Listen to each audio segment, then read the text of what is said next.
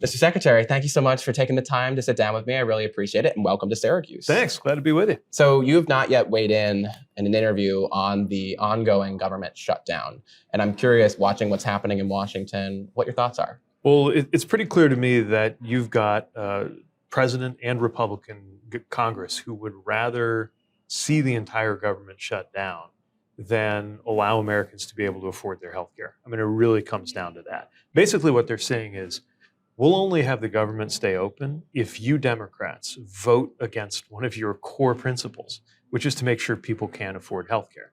Now, the problem, of course, is that this president and this administration, this Republican Congress, are also happy to see the federal government destroyed. They're giddy about the fact that they can do even more damage in the context of a shutdown, which is exactly the kind of chaos that this president brings every single day, and what I think Americans are more and more fatigued with. Your most recent job on the LinkedIn is Secretary of Transportation. One of the things that's happening in this shutdown as a result of efforts by Russ Vought at OMB is to freeze funding for infrastructure projects. We've seen an example in New York City, $18 billion frozen. What impacts does that have on those projects? And was it ever a thought when you were in the White House with President Biden to say, yeah, let's freeze infrastructure dollars in places that didn't vote for us the last time around? You know, we made a point of sending infrastructure dollars wherever that was needed. And often that was very conservative areas. Sometimes I'd have Democratic governors say, hey, seems, you know, I was there with you politically, but these other states are getting a lot of benefit. And our response was, look, we have to spend where there's the need, red, blue, and purple. And the last thing we were ever interested in doing was slowing down projects. We were trying to speed them up. Here you have major projects, by the way, projects with safety implications, fixing things like the Hudson River tunnels that have needed to be repaired for decades. And if those go out of service, the economic impact of having hundreds of thousands of people not being able to get to work, we'd be feeling it as far away as here in Syracuse and as far away as where I live in Michigan.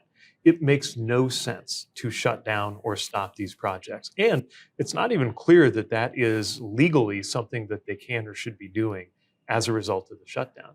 But again, these are folks who really don't believe in the federal government at all. And so anytime they can throw a wrench in the works, they're happy to do it. Yeah, the Republican refrain in response to the shutdown is that Democrats are doing this in order to get health care for undocumented immigrants. You're a Democrat.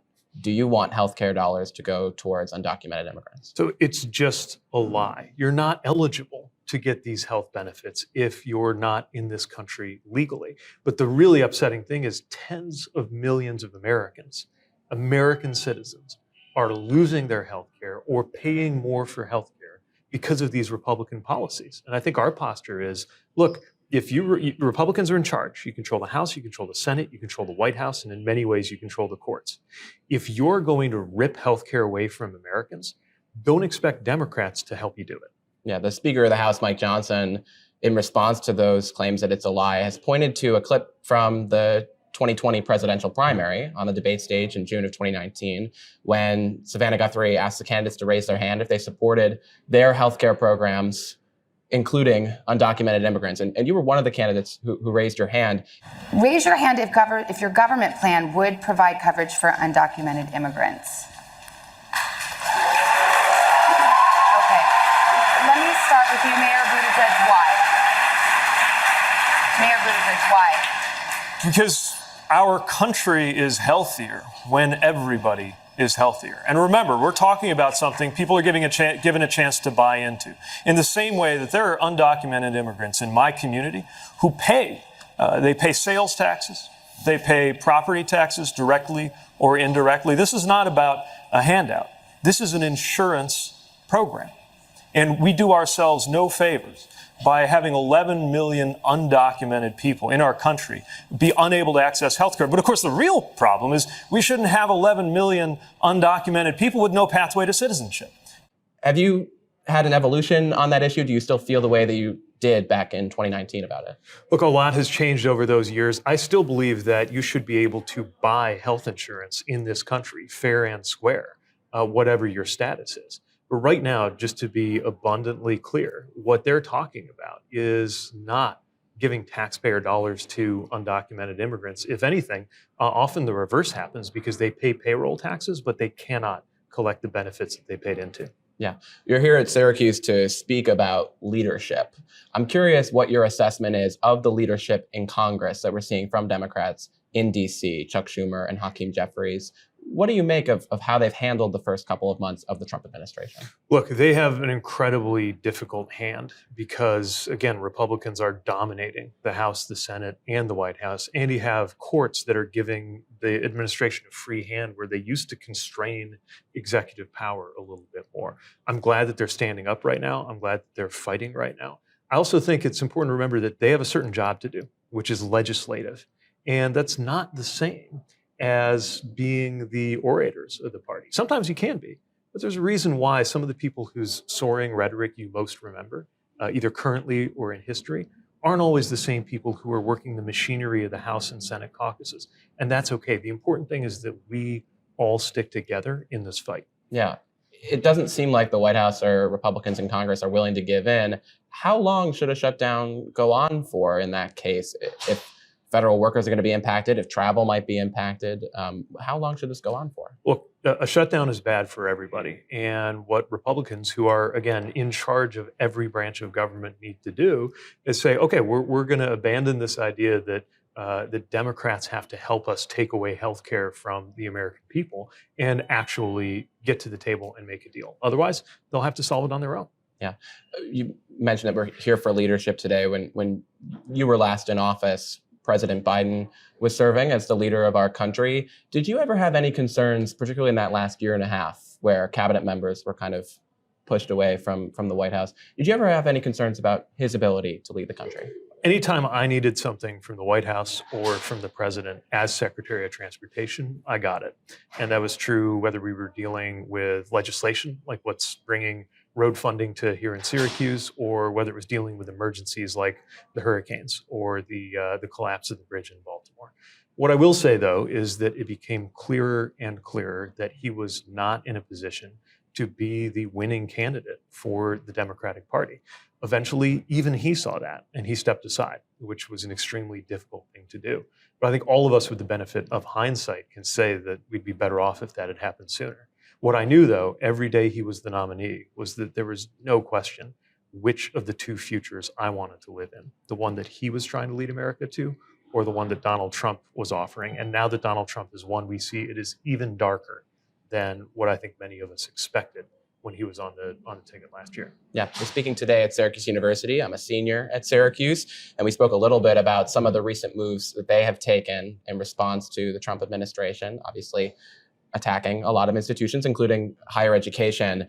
One that I think is emblematic of their approach so far is that about a month before the school year started, they closed our Office of Diversity and Inclusion and changed it to a unit of people and culture. I'm curious what your reaction is to that. Look, I get the instinct that says, look, let's just keep doing the work and make sure we can do it. And if that means moving around some words on a page, fine. But there is a slippery slope here when the government demands that a private or free institution change. That independence is something that they're going to come back and try to take a little more of. It starts with little things, and then it gets to bigger things. And one thing we've seen, especially in the more dramatic cases of universities like Columbia making a major concession and deal with the administration, is they just keep coming back for more. This is very much, I got little kids. We've been reading If You Give a Mouse a Cookie. It's charming and cute in the context of a kid's book. That same dynamic, though, can be very dark when it comes to a government demanding that independent institutions give up some of their independence according to the preferences of the people, in this case, the person, Donald Trump, running that government. Yeah. You're here today to speak to young leaders, to the next future leaders. If they're looking at government right now, seeing that it's shut down in Washington and hasn't been able to accomplish very much in the past couple of months, what do you say to them if they have concerns? Why should I get involved in public service in a moment like this? My short answer is, if you're not part of the solution, you're part of the problem. And that's especially true in moments like this, where indifference could be all that the president needs to consolidate total power in this country. And I've seen people who have come from other countries that lost their democracies say something similar, that it's not a matter of most people in the country deciding that they admire and embrace the dictator.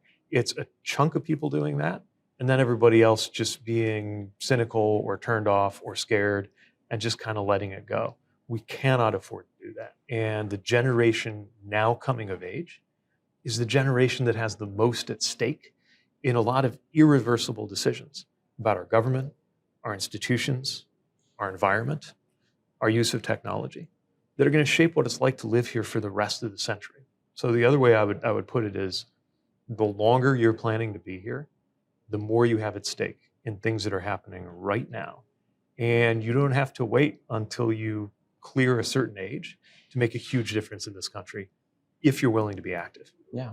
You talk about not waiting. And I guess my last question for you would be, why wait to tell us if you're running for president in 2028? Do you have any announcements to make on that front about your future leadership? Not going to be making that big news here because I don't know. I haven't decided. But what I do know is that all of us who care about where the country is headed need to be speaking out. I'm going to continue doing that. I'm going to continue traveling the country, engaging people, as well as just talking to folks like my neighbors in rural Michigan about how we can get to something completely new and different in the political life of this country. Well, Mr. Secretary, when you are ready to make any news on that front, you can feel free to give me a call. Thank you again for all of your time today, and welcome again to Syracuse, and enjoy your time. Thanks. Good Thank you. speaking with you. Appreciate it. Sure.